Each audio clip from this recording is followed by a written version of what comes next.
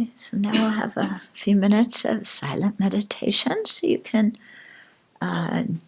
do a body scan and check in with your body, make sure there's no tension anywhere, and relax the tension if you find any. And then go into meditation on the breath, or if you want to do another contemplation or Lamrim meditation for a few minutes, that's fine as well.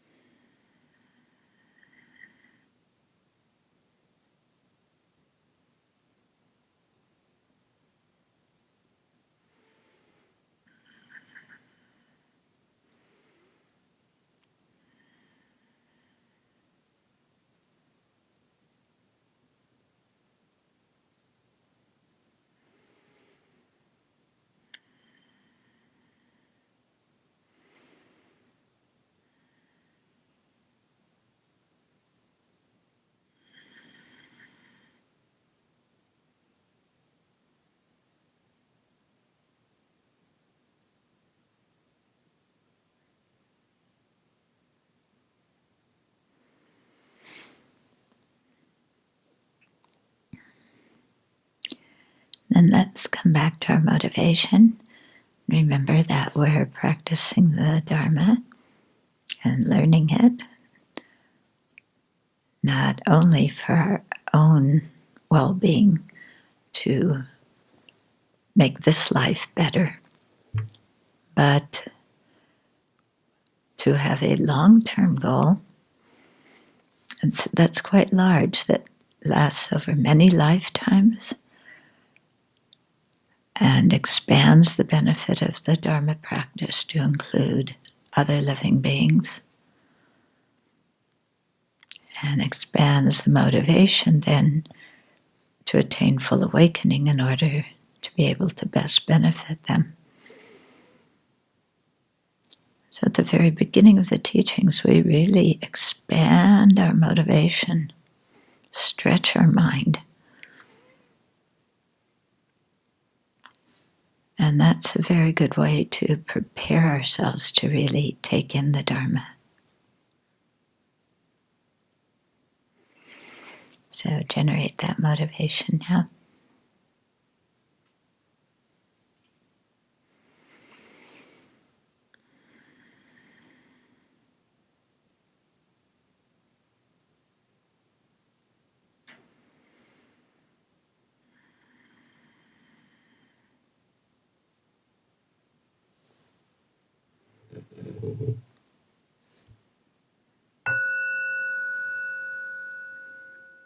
So, here we are, having another week's vacation with the Buddha. Yeah, which is quite fortunate to be able to do. And we're going to be going through the second volume of the Library of Wisdom and Compassion. So in each volume, just, as in the preface, I try and tell a little bit about the origin of the series, how it came about. But I don't have to read that to you. I can just kind of give you a little summary. Some of you have heard it before. But in my experience in studying the Dharma with Tibetan teachers, it became very obvious that, when Tibetans start studying the Lam Rim, the stages of the path, or the gradual path to awakening, they start based on a belief in the three jewels. They have faith in the Buddha, Dharma, Sangha already. They believe in rebirth. They have a whole, kind of worldview already. And we come to it, and we don't have that worldview. Yeah. And then many of the scriptures written by the Tibetan Lamas tell stories that illustrate the point that many of us cannot relate to. Like, what's the meaning of this story? And so what you find in the West is basically single volumes that explain the whole path, like as an introductory book. And then you find the translations done by academics of the treatises that are written in quite difficult language to read. Yeah, and then none of them start at the point where we are with questions like, wow, what do you mean? What's the mind? Let's start with the foundation. We're talking about the mind. What in the world does that mean? Okay. And so I went to His Holiness in the early 90s and asked if he could write a short text that the Tibetan Geshis could use to teach from when they taught in the West.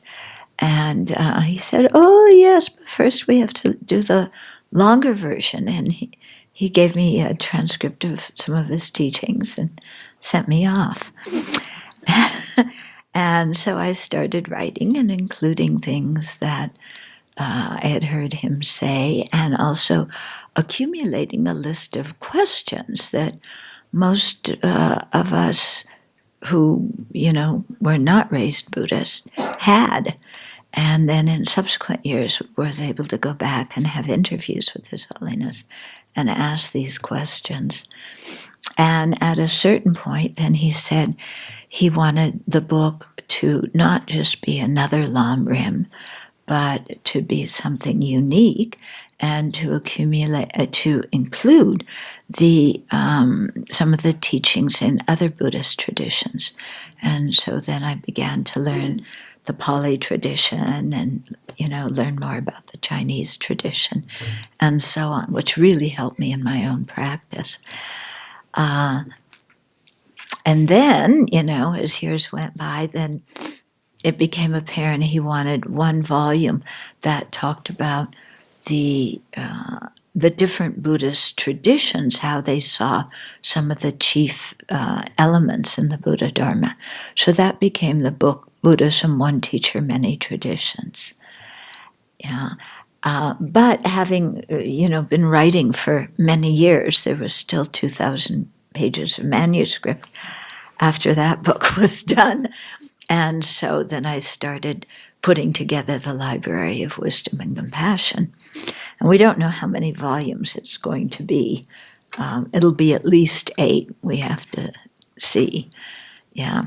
So this is volume 2. Volume 3 comes out in January. Volume 4, I'm giving the first draft of the manuscript to the publisher before I leave in the middle of this month.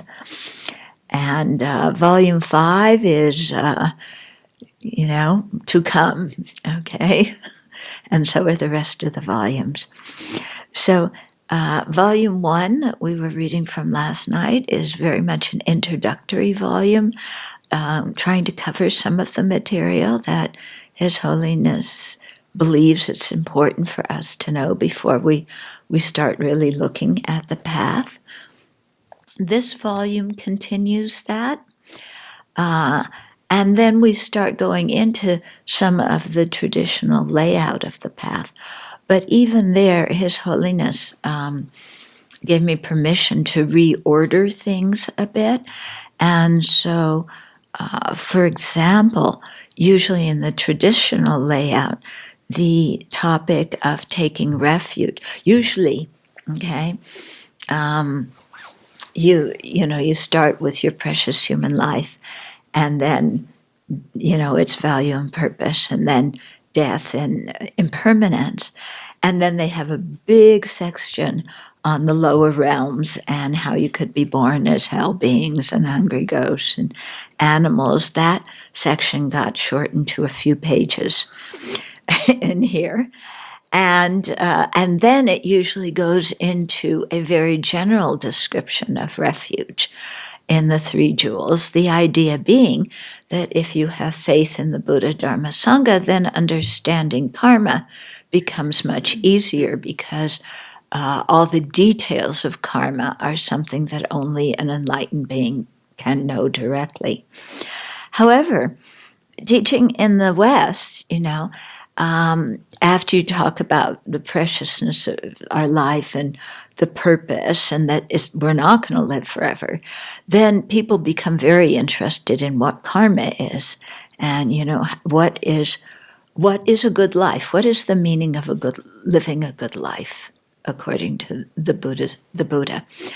And so. And then people also in the West generally find refuge a much more difficult topic, because you're describing the qualities of the Buddha, Dharma, and Sangha, and we're going, how do we know this is true? And, what in the world does this mean? Yeah. And so what I did is, after death, the abbreviated section on the lower realms, and then went directly into karma. Yeah, because that's what people are really interested in. And then in volume 3, actually, refuge doesn't come until volume 4, the volume I'm finishing up right now. Yeah, because in volume 3, we started going into the Four Truths. Yeah. So, things got modified a little bit, and there's a reason for it. Yeah. Because putting refuge later makes a lot of sense, because when people know about the Four Truths, what's often called the Four Noble Truths, then they realize that the last two of those, true cessations and true paths, that's the Dharma refuge.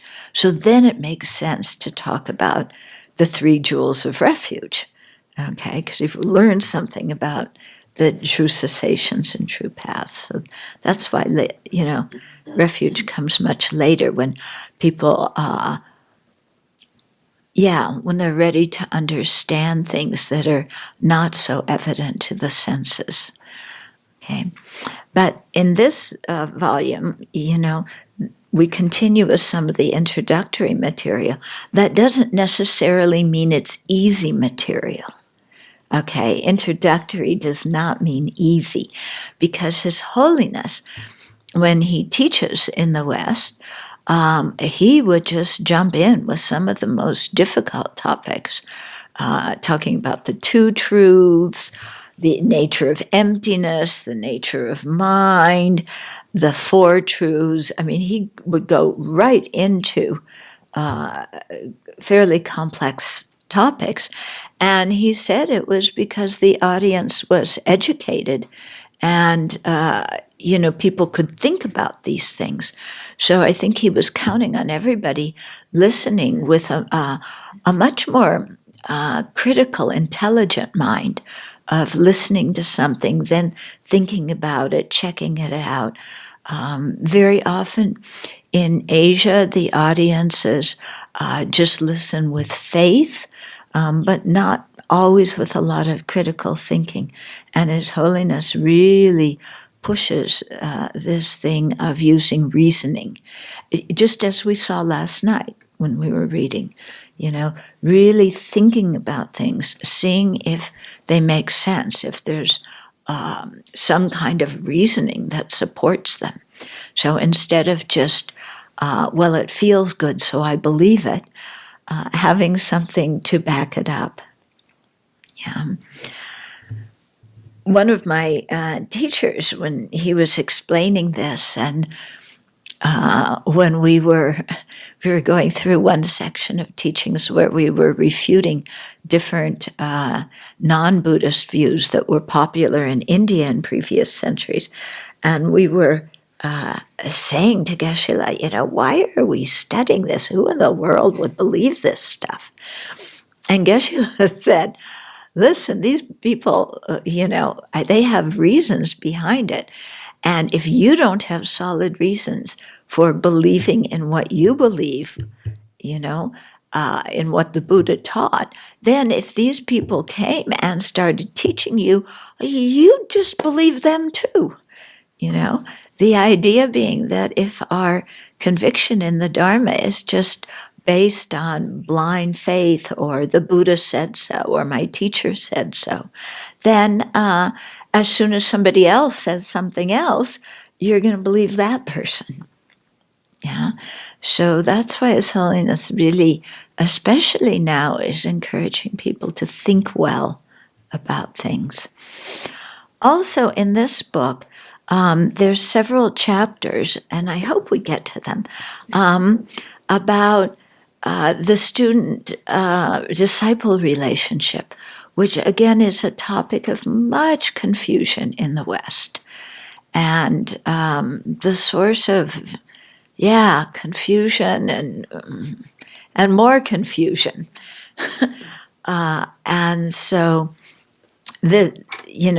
in the Lam Rim, for people who are about to take tantric initiation. So these are people who have studied for a long time, then they receive a certain teaching on the guru-disciple relationship before they take the tantric initiation. But in many Lam Rim books, that same view is presented at the beginning of the Lam Rim.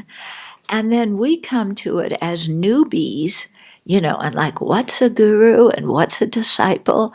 And then we learn the view that's appropriate for people who are about to enter a very advanced practice. And we learn that view as beginners, and we get totally confused. Yeah. And so a lot of very unfortunate circumstances have happened because of that, different scandals and abuse within the Buddhist community. And so His Holiness at different times has spoken out quite extensively on what a good way to relate to a spiritual mentor is. And so the chapters in here go into it in depth, and I think it's quite helpful for people who live in who come from a different culture. Yeah. Oh, I could go off on my soapbox about that. I will restrain myself until we get there. So, yes, there I have a few soapboxes. That's one of them.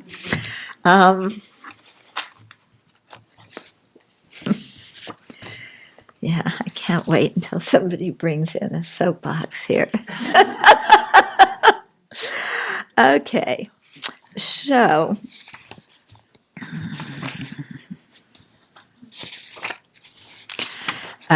I just wanted to let you know what's coming in this volume. We'll start with the introduction by His Holiness, and then we go into the Buddhist approach. And so this goes through the 4 seals, 4 qualities that make something a Buddhist teaching, and the truths, in other words, how objects exist on the level of appearance and how their deeper mode of existence is, what their deeper mode of existence is. And then we go into gaining non-deceptive knowledge. Yeah, because if we're going to know how things exist, we have to know what are reliable cognizers that, reliable minds that tell us the truth. Because believe it or not everything we think accords with reality, and even all of our senses don't necessarily accord with reality. So we have to learn, what consciousnesses are trustworthy to give us what kind of information. So it's a very valuable chapter.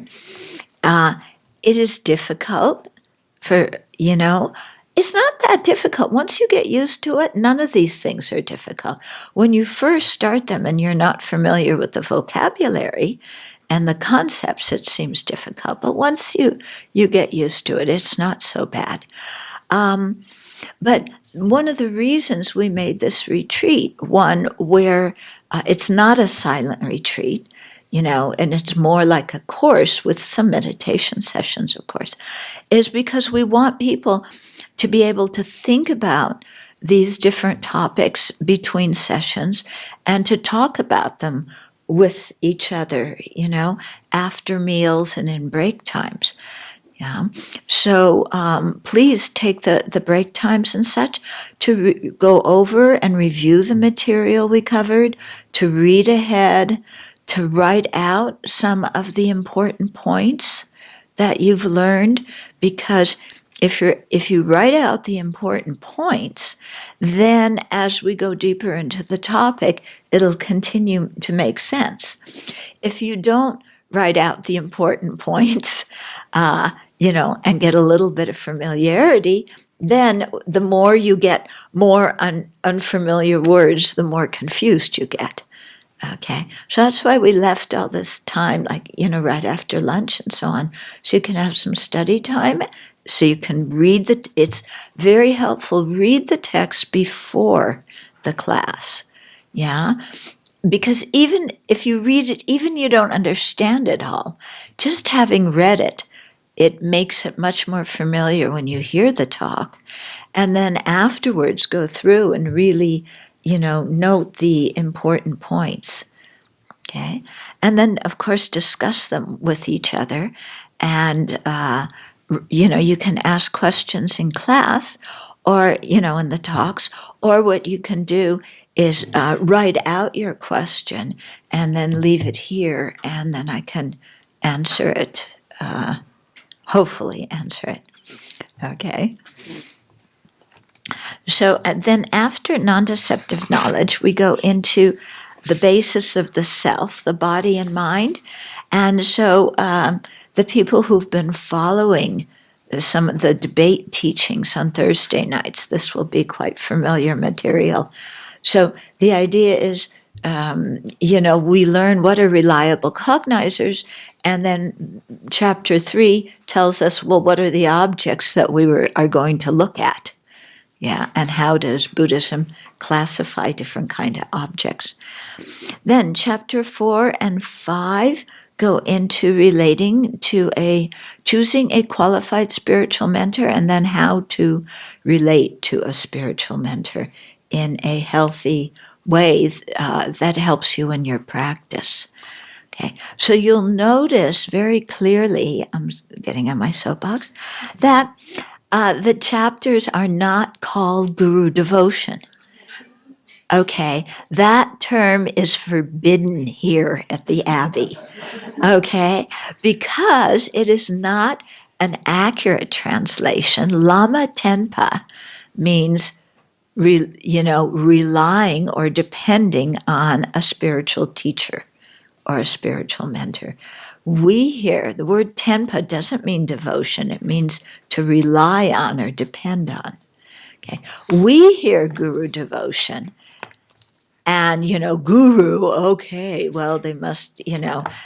They look kind of like God, don't they? Long white hair, long beard. Because we have the idea of Indian sadhus in the mountains. And then devotion, and we think, I surrendered to the guru, and I give up everything, and that's just those words, give people the wrong idea. And that's why I don't know if he's still around, but a few years ago there was someone, a self-declared guru in California, who said he was the incarnation of Maitreya Buddha, and lots of people followed him, and they gave him their bank accounts. because that's devotion to your guru. You sacrifice everything. First, your bank account, everything else comes after that. You know? And this is not the meaning in Buddhism of how to rely on a spiritual mentor. Okay? So I think having an accurate translation is helpful to start with. Okay. Then chapter 6 is how to structure a meditation session. So again, very valuable to understand this. Otherwise, we sit down to meditate and it's like, okay, what do I do? And then you turn on your app.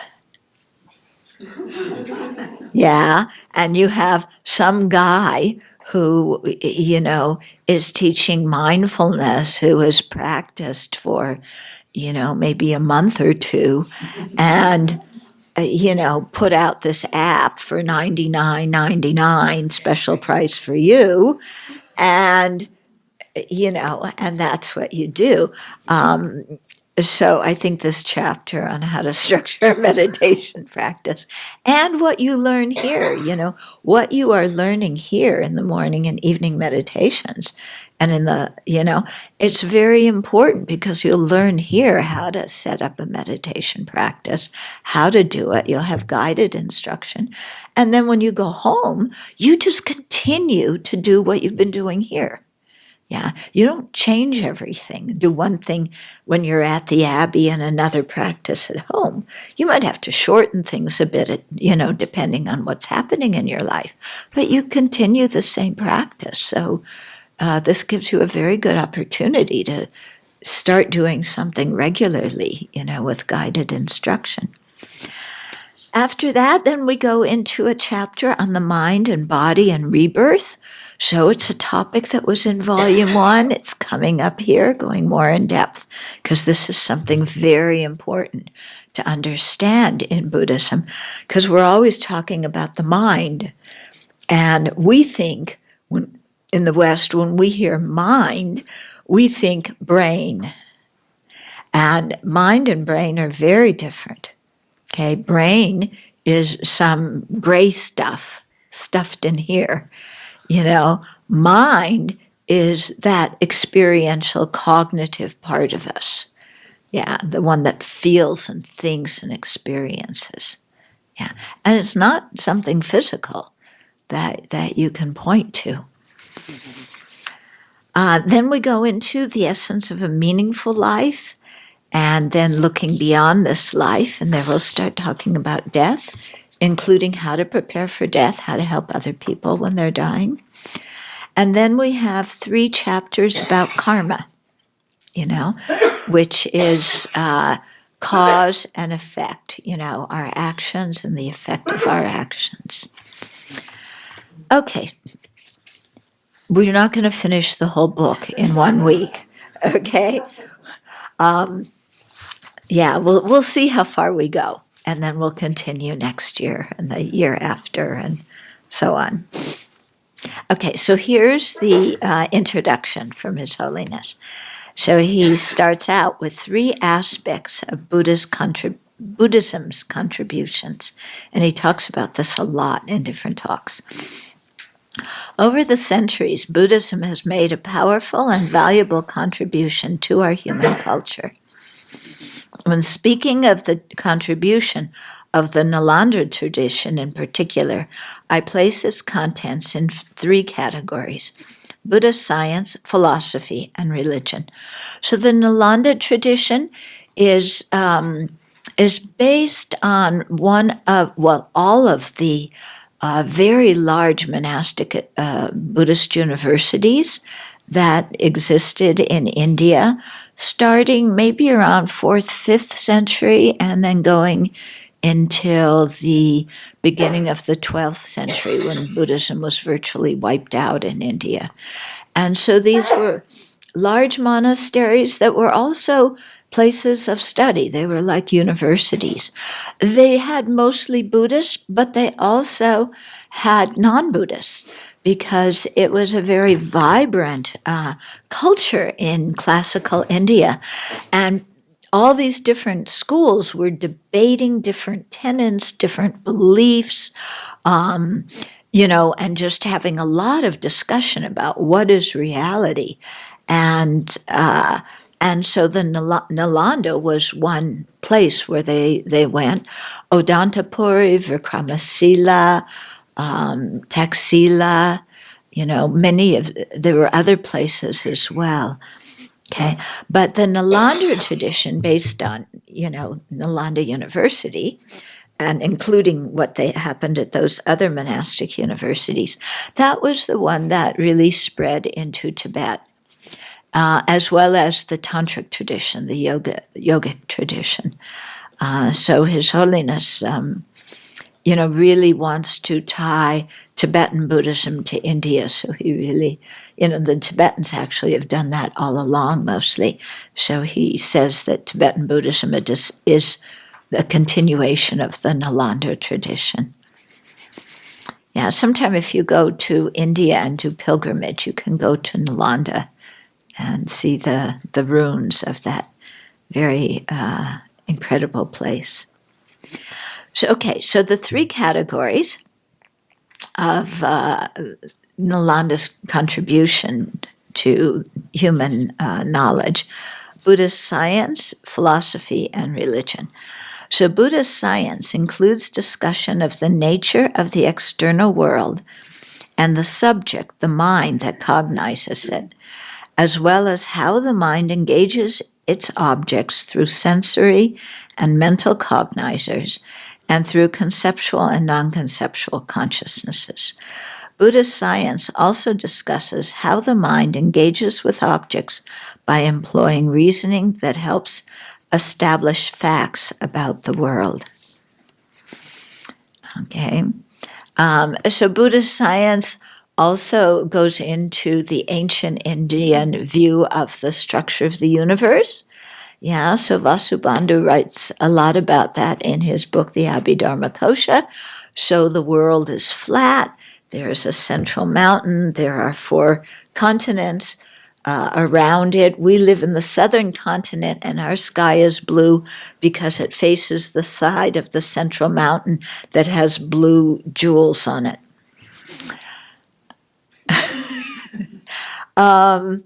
That's not what's coming in this book. Okay, but this is a very good example of His Holiness's emphasis on using reliable cognizers and reasoning and so forth. So, when I first started Buddhism back in the 70s, so almost all of the Tibetans believed that the world was flat. And they believed in this because it was said in the Buddhist scripture. His Holiness, knowing some English and being very curious about the world, soon learned the scientific viewpoint and how they proved that, contrary to the old view that the sun and moon revolved around the earth, that the earth actually revolved around the sun and the moon revolved around the earth. And he learned the correct distances between the earth and the sun and the moon and all. And so he saw what, Vasubandhu, who he still respects very highly, and everybody does, how what Vasubandhu wrote, we don't need to take literally. So this was quite a shock to many in the Tibetan community. One of my teachers, who I treasure so much, he taught me so much for many years, when I was studying with him in France, he believed that the earth was flat, and he was saying, so many paksai, that's their unit of distance, a measurement, so many paksai beneath the Bodh Gaya, you would find the hell realms, because Vasubandhu described all of this. So one of the nuns went and calculated, the number of paksai into kilometers, and then brought a globe to show Geshe-la and said, actually, the world is round like this, And that number of paksei below, if you put Bodh Gaya here and you go straight down, you wind up in California. So that's where the hell realm is. Okay. So it actually, His Holiness still talks about this in the Tibetan community and really emphasizes the point of how we have to apply intelligence and modern knowledge to the Buddha Dharma, because we're looking for the truth. We're not just looking to support a system, we're looking for the truth. Okay, so he starts with that. Yeah. And it's taken some work on his part. And it's taken also, what has helped is when some lamas have flown to, like Europe or somewhere, or the US, and then they talk on the phone to their friends back in India, and, oh, it's light here, but it's dark there. Oh, maybe the earth is round in the scientific view and their explanation holds. Yeah, because if the earth is flat, very difficult to say why it's light in one continent and dark in the other. Okay. So then the second one, Buddhist philosophy, includes discussion about the conventional and ultimate modes of existence of persons and phenomena, the four seals, indicating a philosophy as Buddhist, the two truths, and emptiness and dependent arising.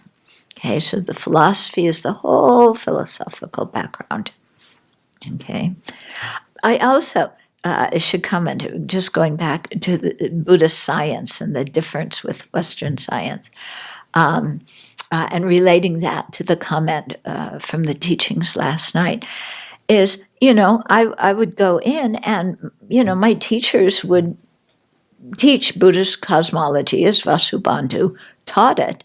And, I didn't agree, but I didn't get angry about it. It's just, okay, Geshe-la believes that. I believe something else. That doesn't mean Geshe-la is stupid. What he's teaching me in terms of Buddhist philosophy and practice is outstanding, and I couldn't find a better teacher anywhere. So the fact that he doesn't understand astronomy does not bother me. Yeah. I didn't come here to learn astronomy. I can go somewhere else to learn that. Okay? So, you can have different ideas about certain things than your teachers. Yeah. Buddhist religion describes the path, the basis, path, and result of spiritual practice, and emphasizes its liberating aspirations and goals. Buddhist religion relies on understanding Buddhist science and philosophy in the sense that they provide the foundation and essential elements for the path to fulfill the spiritual aims of liberation and full awakening. Based on the assumption that every living being has the potential to become fully awakened, Buddhist religion stresses the path of mental development and transformation to attain these supramundane states. Okay, so His Holiness often says, in fact, it may come ahead in here, he wants to share Buddhist science and Buddhist philosophy with the world, because he said, and Indian philosophy in general, even if it's non-Buddhist, because he said it contributes to world culture, and people who are not Buddhist can learn something from it. But when it comes to Buddhist religion, he says that's our business, meaning that he's not trying to convert the world. Since we live in a multicultural, multi-religious world, one of my aims is to present ethical conduct and compassion in a secular way, free of reliance on specific religious doctrine, so that people of all faiths and of no faith can benefit.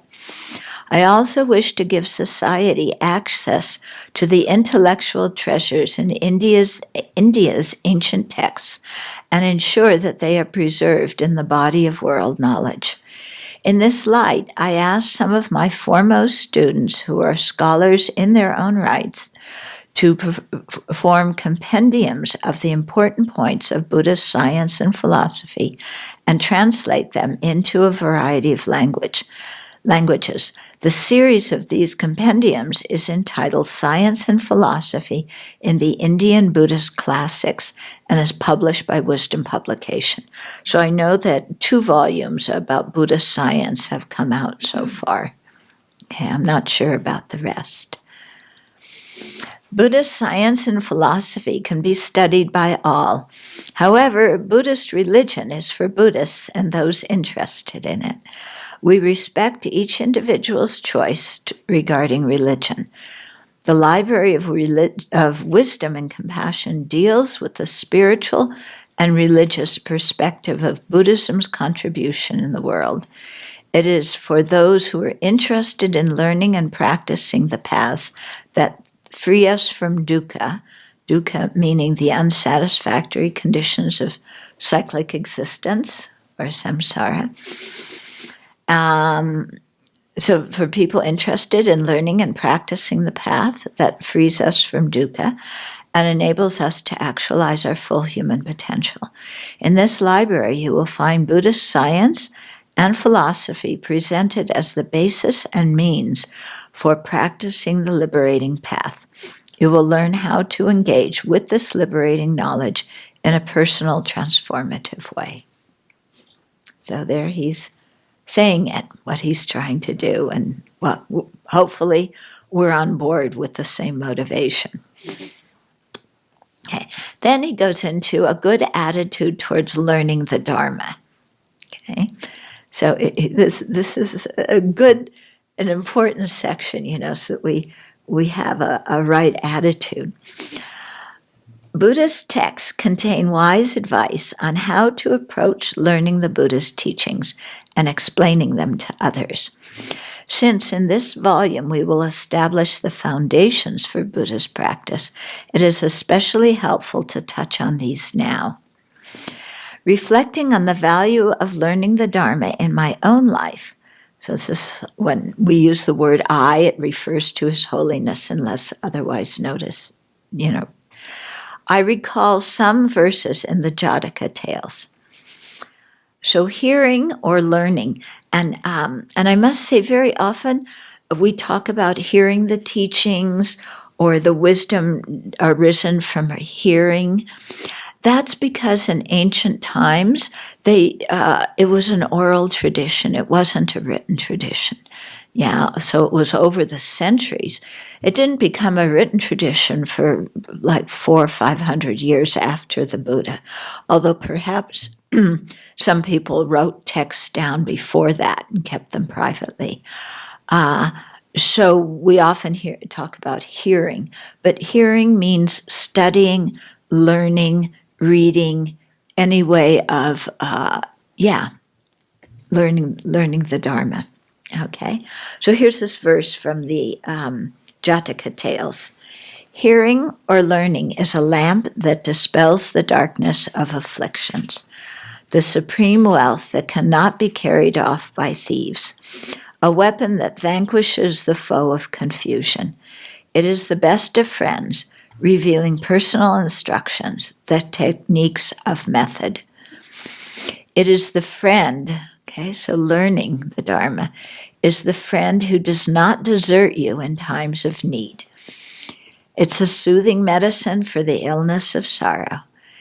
It's the supreme battalion to vanquish the troops of great misdeeds. It is the best fame, glory, and treasure. So what's really nice about those verses is it's taking common mundane things that people want and showing that actually knowledge of the Buddha Dharma is much supreme to them. Okay, so it can't be carried off by thieves. Yeah, so wherever you are, whether you lock your house or not, if you've learned the Dharma, you have that knowledge inside you. People can rob your house, but they can't take away this knowledge. And that's really important because we never know what situation we're going to find ourselves in. It's a weapon, so if you're really for having weapons, then the best weapon is the knowledge of the Dharma, because it will confront the foe of your confusion. Okay, we don't need regular other kind of weapons. It's the best friends, because it really teaches you something useful, and it doesn't desert you in times of need. Ordinary friends come, go, go. Our Dharma knowledge is always there, no matter what situation we're in. It's a medicine for the illness of sorrow. So when you're sick, either physically or mentally, turn to the Dharma and find the solution to your problem. It's the battalion to vanquish the troops of great misdeeds. So we don't need to send an additional, 12,000? 15,000 troops to the border to turn children away because they're a threat to the country. But rather we need to use the Dharma teachings to overcome our great misdeeds. Okay. And then it's the best fame, glory, and treasure. So ordinary fame, glory, and treasure, come, go, go. You have it this life, next life, it's gone. And even it doesn't last all this life. We've seen so many people, have fame, glory, and treasure. Then the stock market, plunges. They get exposed for sexual assault. Who knows? Some famous movie star just got arrested for slugging somebody in a fight over a parking space. So, ordinary fame and reputation and stuff, it's not really worth much. But, if you practice the Dharma, then, my goodness, you don't need that external affirmation of being a good person, because you have that in your heart already. And other people will notice it. But when you have that kind of Dharma wisdom, you don't care beans whether other people notice it or not, because that's not what you're looking for in life. Due to the problems concerning Tibet's sovereignty that occurred during my youth, I had to accept the request of the Tibetan people and assume leadership of the Tibetan government. I was a mere teenager at the time, with little to no experience of my new duties and responsibilities that concerned the well-being of millions of people. Although anxiety was always beckoning, the Buddha's teachings gave me inner strength. They were the lamp that dispels the darkness of afflictions. So here, His Holiness is giving personal testament to the value of the verses in the Jataka tales. Okay, so he was 15 years old when the Tibetans told him he had to assume responsibility of the Tibetan government, because there were all these problems between his regents and a lot of going on. And can you imagine, taking control? Imagine what you were like at age 15, okay? And then you were responsible to head a government? Yeah. I mean, what a joke. I mean, could take an American teenager. What a joke to put that. Although, okay, you got my meaning.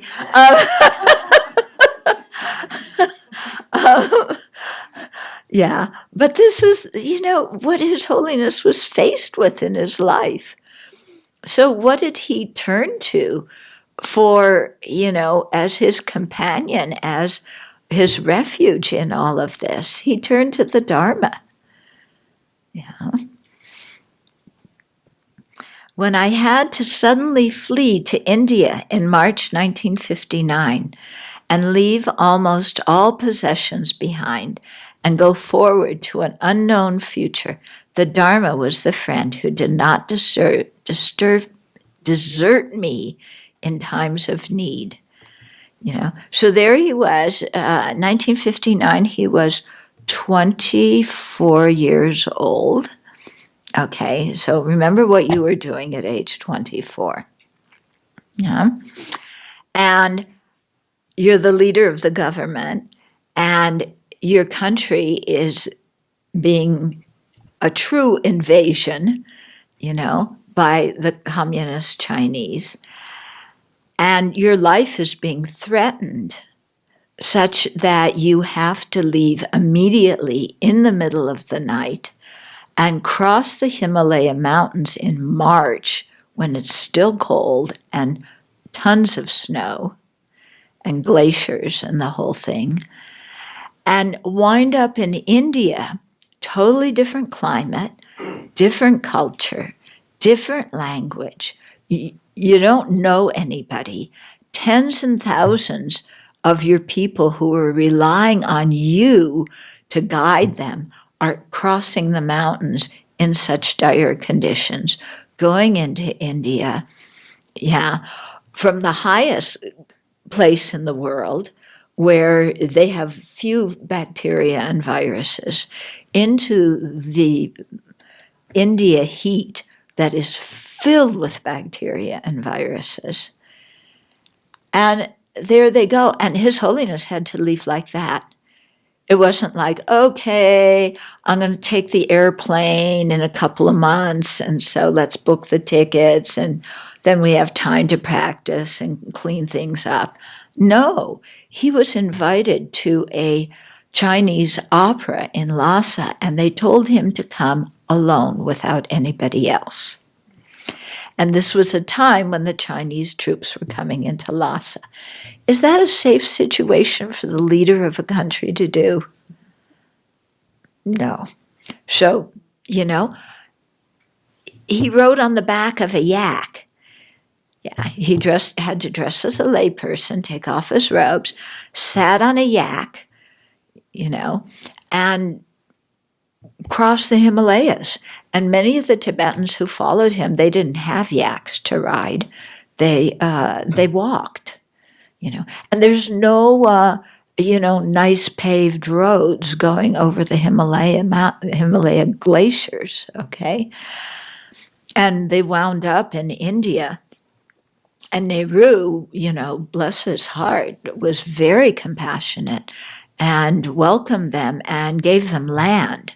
Of course, the land that they got in South India, where they reestablished some of the big Gelu monasteries, was jungle.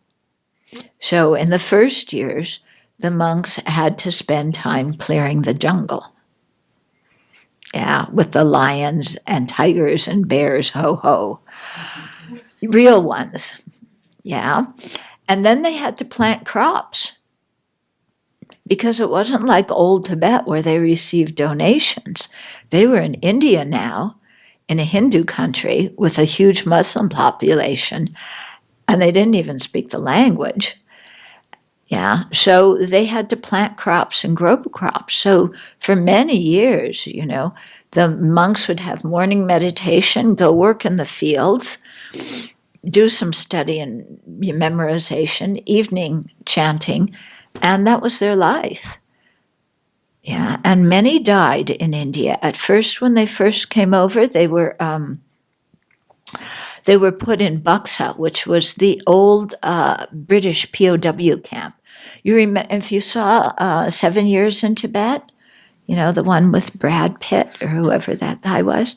So, that's that was the British POW camp that he was in.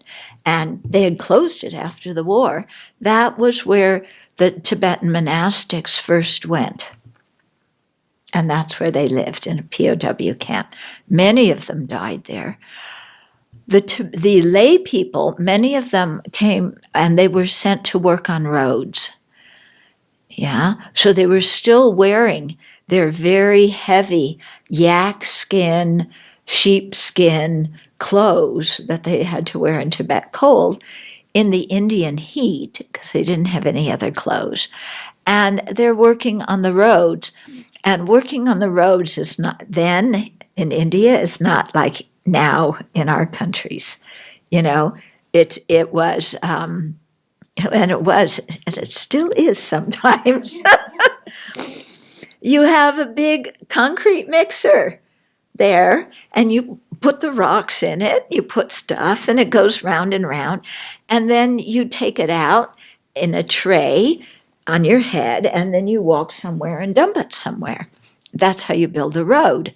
You know, after, of course, you've put all the stones and gravel that you've also carried on your head, you know, to lay down. So, not an easy life. Yeah. You know, we look at His Holiness now, and he's this happy, psychologically, you know, balanced person who doesn't complain. And you look at what he went through in his life, and it's like, okay, this is the proof that the Dharma works. Because if I were to go through that in my life, how would I act? Yeah. You know, if suddenly, you know, tonight we got word and we had to pick up and move to Mexico. Yeah. Are you ready to do that? You're like, oh, but wait a minute. I have to take my computer and my photo albums and my this and my that. And I, you know, I'm not ready. You know, can we go later? No, you've got to go now. Okay. So, yeah. So just His Holiness's lives and the lives of, you know, my teachers who were the generation who had to flee, it really shows that the Dharma works when you practice it. Yeah. These are happy people, you know. They aren't like, oh, you know. One time we took Geshe Jumba Tekchok to Airway Heights prison. And you were there. Who else went on that visit? Yeah. So Geshe-la was, you know, spent the first part of his talk telling the inmates how lucky they were to have 3 meals and a bed and a place to stay where they could practice the Dharma. Yeah. These are guys in prison who think day and night, oh, nobody understands me. I got sent here and it was somebody else's fault. And how am I going to get out? And so society's unfair and I can't stand it here. And I can't wait to be free. And Geshe-la is telling them, you have such a good environment for Dharma practice. You know, and then he went in and started telling them, you know, these Tibetan monks who got arrested and thrown into prison, you know, they just meditated and did their practices. They recited scriptures. You know, they couldn't do it out loud because the police would beat them. But, you know, he said, you have, and he was saying, you know, they had a famine there. And it was true that it was a horrible famine because of Mao's great leap forward, which was a great leap backward. You know, and I'm wondering, gee, I wonder how these guys are taking this, you know, being told they're so lucky. And you know, I spoke to some of them afterwards and they said, yeah, I really saw what he was saying. Yeah. Yeah. So then think about us on the outside, you know, of the razor wire and how fortunate we are.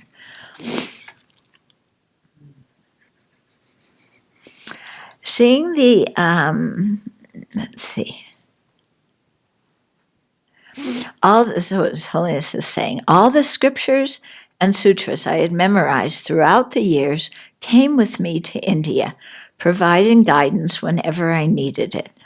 As I lived in exile and watched my homeland and its traditions, culture, and temples be destroyed, the Dharma was a soothing medicine for the illness of sorrow, giving me optimism and courage.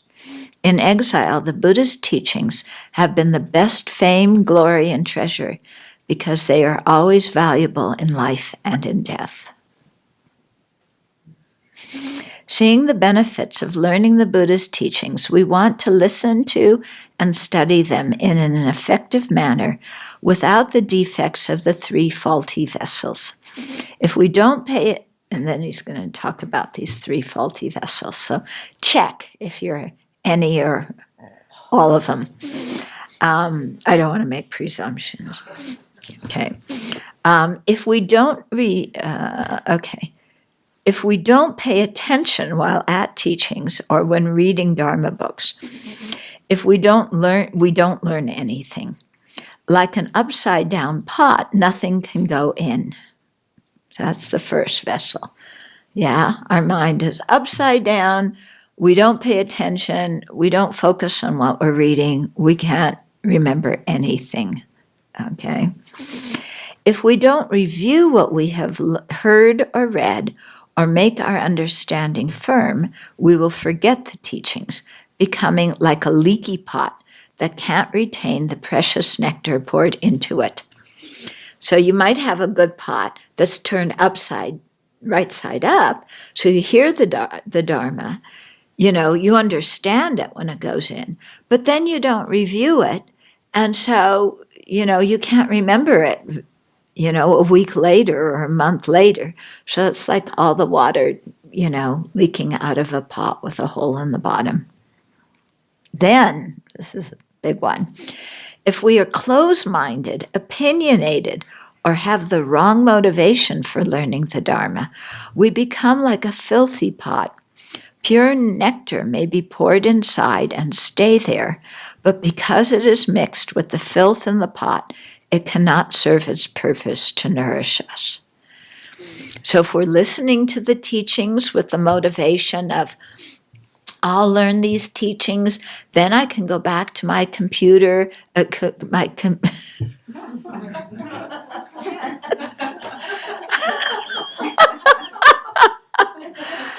I can go back to my community and become a teacher, and then, I'll just repeat whatever I learn here, there, to those people, and then they'll give me offerings, and I'll become a famous teacher. That's like having a nice pot, but with garbage in it. So you hear the teachings, but our wrong motivation just, and the teachings stay in, but they don't nourish us because our motivation is all wrong. Or if we're very opinionated and I believe this and don't tell me anything else because, it's like this, then again, the nectar of the Dharma can't nourish us because it's mixed in with all our wrong views. And we see this sometimes, people nowadays, there's this whole movement towards secular Buddhism, so they want to remove all the items of myth from Buddhism. So they start with saying, well, the Buddha didn't teach rebirth, which is ridiculous to say because it's very clear in the sutras that he did teach rebirth. Okay, and so, kind of having, it's a polluted motivation and being very opinionated, holding on to wrong ideas, and then mixing your own personal ideas with the Dharma, so that then you make the Dharma really comfortable. So you can have samsara and nirvana at the same time, because all the teachings that are uncomfortable, you just say the Buddha didn't teach them, or you leave them out, or whatever. Okay.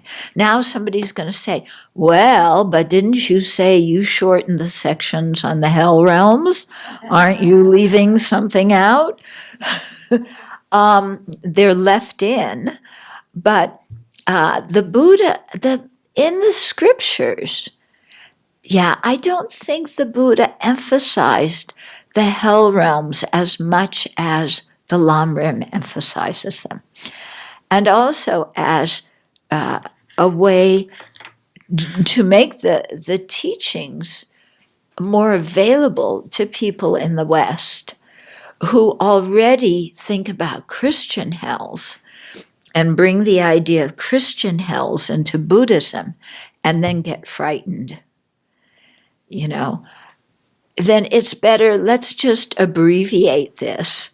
And, instead of the carrot and the stick, instead of using the stick, let's use the carrot to get people interested and get them practicing. Okay. People get very confused. One of my friends was telling me that somebody came to him once and said, I was a Christian, but now I'm trying to be a Buddhist, but I'm afraid if I believe in Buddhism, I'll go to Christian hell, but if I go back to being a Christian, then I'll go to Buddhist hell. And it's like, unnecessary suffering to think like that. There's not Buddhist hell and Christian hell. And what's much more important is the way you live your life. Okay. And Christian hell may last forever.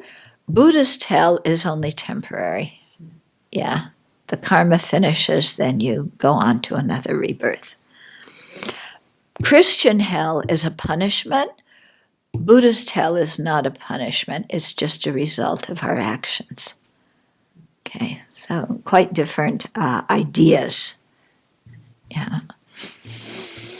Okay. With this in mind, please set a wholesome, altruistic intention when reading this book. Aspire, may I read, reflect, and meditate on the Buddha's teachings so that I can become a kind, compassionate, and wise person. Through this, may I be of benefit to all living beings, and in the long term, may I become a fully awakened Buddha. So that's the introduction. Now we'll do chapter 1, which is called The Buddhist Approach. So first is the topic of the Four Seals. The issue of distinguishing Buddhists from non-Buddhists existed in olden times as it does now. In ancient India, this was usually done on the basis of philosophical views regarding the nature of the self and phenomena. A convenient and concise way to delineate Buddhist views is according to the Four Seals, as found in the King of Concentration Sutra. People accepting the Four Seals are considered Buddhists by view. Thank you. And those accepting the Three Jewels as their ultimate source of refuge are considered Buddhists by conduct. Okay? So 2 ways to be a Buddhist. One is by view, meaning your philosophical views, what you accept, such as the Four Seals. And then the second is being Buddhist by conduct, which is accepting the Three Jewels as our ultimate source of refuge, and thereby beginning to live according to an understanding of karma and its effects. Okay. The Four Seals are first, all conditioned phenomena are transient or impermanent. 2, all polluted phenomena are dukkha or unsatisfactory in nature. Dukkha is often translated as suffering, but it doesn't just mean suffering. It means unsatisfactory conditions. Yeah. 3 is all phenomena are empty and selfless. And 4 is nirvana is true peace. Okay, so now His Holiness is going to explain those. So first, all conditioned phenomena are transient or impermanent.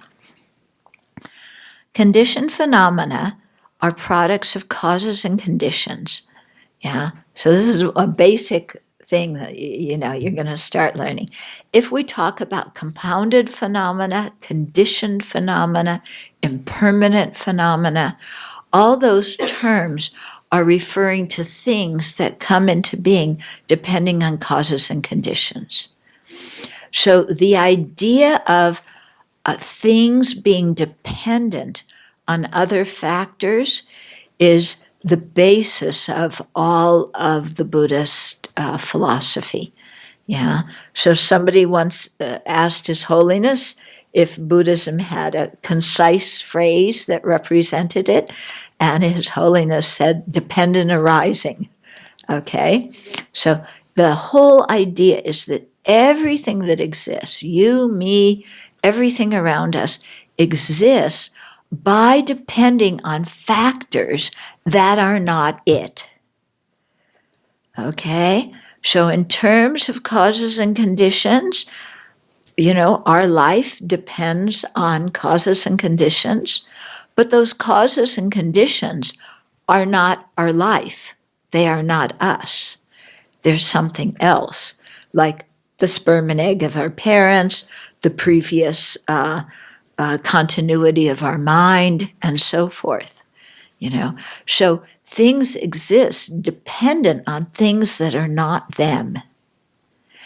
And this comes up again and again because if things are dependent on other phenomena, then they cannot have their own unique essence that exists from their own side, from its own side. Yeah. So, and this is the key thing in developing wisdom, is to realize that emptiness of independent existence.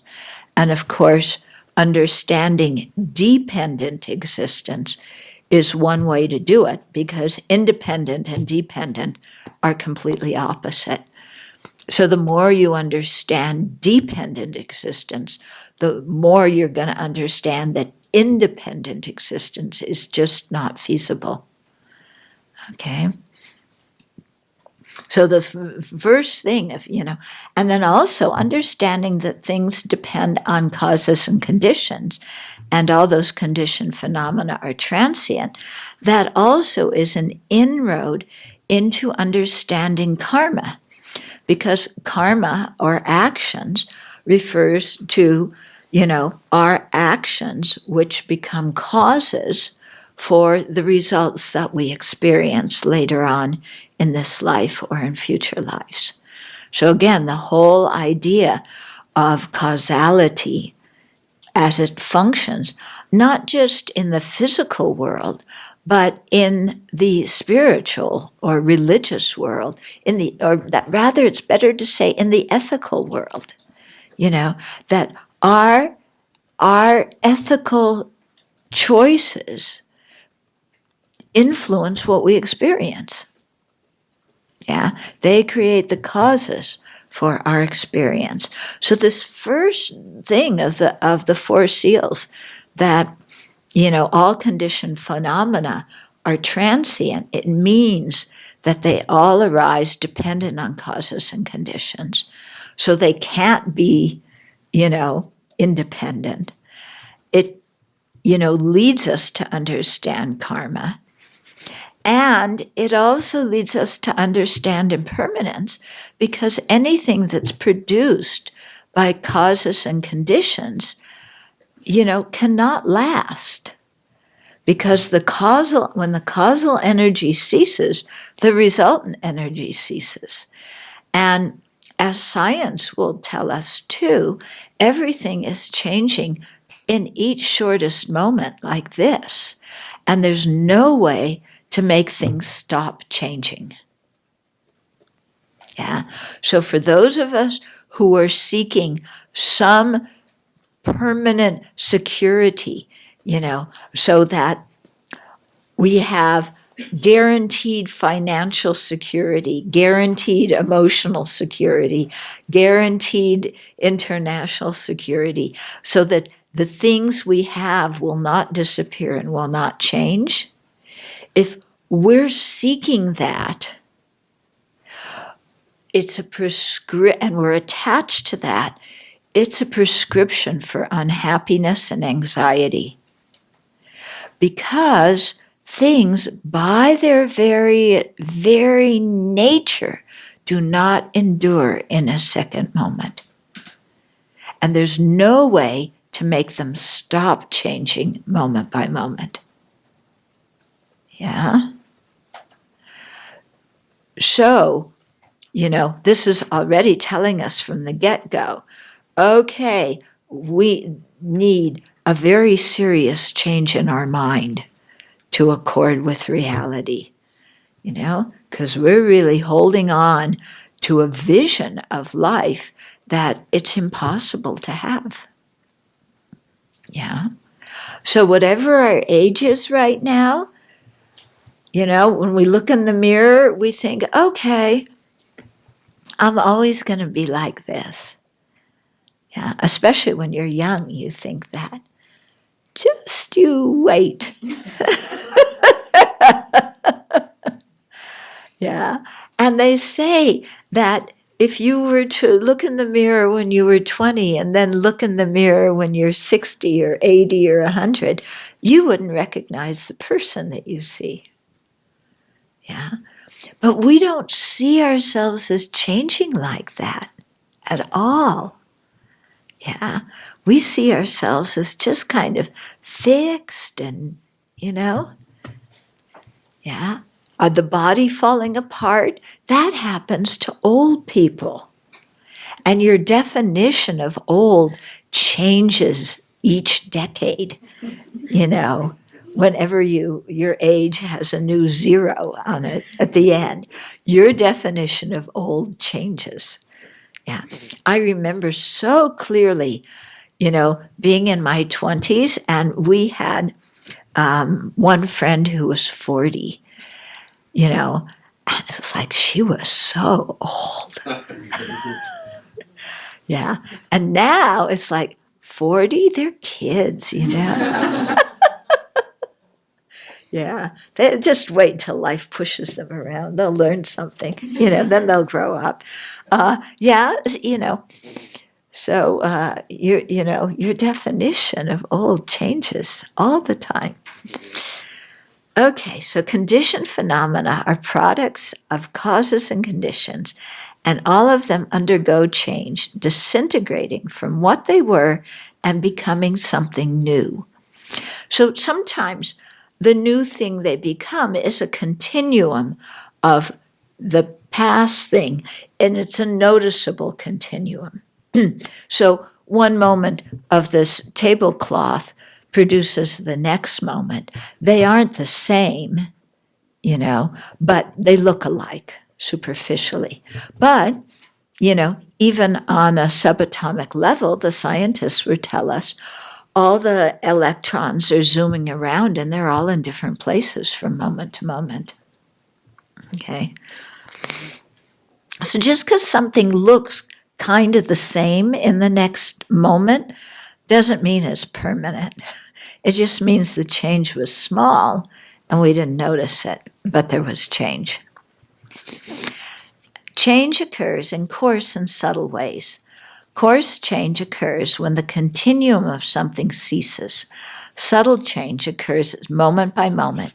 It's the things not remaining the same from one instant to the next.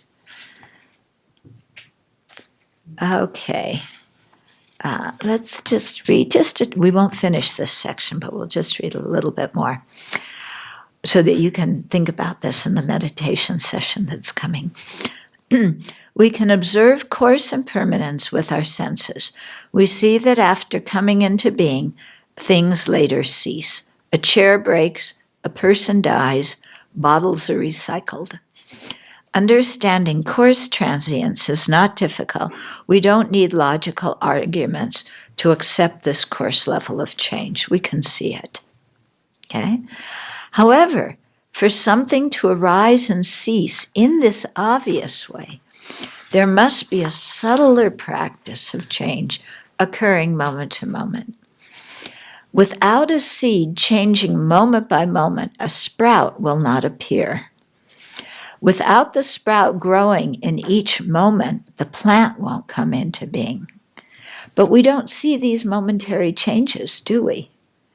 Although sometimes in spring, the knapweed grows so fast that, you almost think you could see those subtle changes, but you still can't. Without the sprout growing in each moment, the plant won't come into being. Without the plant aging and disintegrating moment by moment, it won't die. Without subtle momentary change, course change will not occur. The fact that things end indicates they change subtly in each instant. They are transient or impermanent. In Buddhism, impermanent means changing by moment by moment by moment. It doesn't mean not being eternal, So being permanent and being eternal in Buddhism are not the same meaning. Okay, eternal means that its continuum is never going to cease. Permanent means it does not change moment by moment, but the continuum could cease at some point. Okay, so that gives you the three vessels to think about, these two kinds of impermanence to think about, and whatever else you heard in the talk that really, struck you as something important in your life, then in the upcoming meditation session, please contemplate that, okay, and relate it to your life.